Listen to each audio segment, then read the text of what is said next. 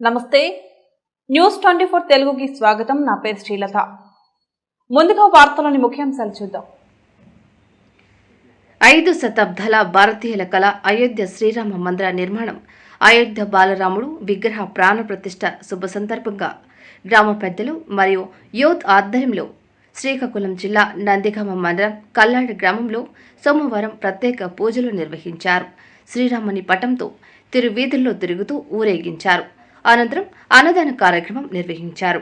ఈ కార్యక్రమంలో మాజీ సర్పంచ్ వజ్జల శ్యామ్ సుందర్, ప్రస్తుత వైస్ సర్పంచ్ వజ్జల చక్రధర, మహిళలు, గ్రామస్తులు పెద్ద ఎత్తున పాల్గొన్నారు.